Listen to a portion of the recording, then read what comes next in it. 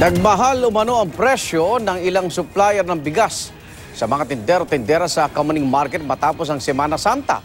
Ito sa kabila ng pagtitiyak ng Department of Agriculture na hindi dapat tumaas ang presyo ng bigas.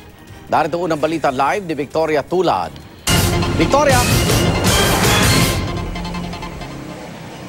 Igan, may nagsasabi sa mga tindero-tindero nga dito sa Kamuning Market na nagtaas ang presyo ng bigas. Pero may nagsasabi rin na wala namang pagbabago.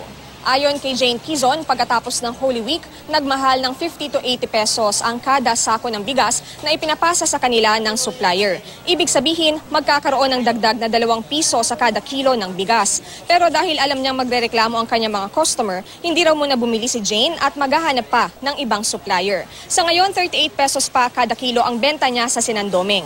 39 to 43 pesos ang Maalsa, 40 to 42 pesos ang Malambot, 41 pesos ang Angelica at 46 pesos ang Makapagal. Pero sabi naman ng isang tindero, mura pa rin ang benta sa kanila ng kada sako ng bigas. Kamakailan ay nagbabala si Department of Agriculture Secretary Emmanuel Piñol sa rice traders na huwag gumawa ng artificial na kakulangan sa supply ng bigas. Ito'y matapos itigil ang importasyon ng bigas para makinabang naman ang mga lokal na magsasaka ngayong panahon ng ani. Kapag nalaman daw ni Piñol na may artificial shortage, irerekomenda niya kay Pangulong Duterte na bumuo ng task force na magbubukas at magsusuri sa mga warehouse ng bigas. Kung tutuusin, malaking tulong daw ang pagbili ng bigas sa mga magsasakang Pinoy dahil lalaki ng 24.38 billion pesos ang kita nila sa first quarter pa lang ng taon.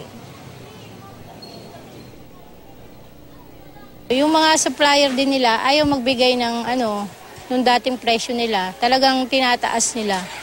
Tapos ayaw pa magbigay. Hindi namin alam basta yun ang sabi ng parang tinatago nila. Igan, ayon pa kay Secretary Piñol, pagsapit ng taong 2020 ay maaabot na yung target ng Department of Agriculture na 100% rice self-sufficiency. Igan?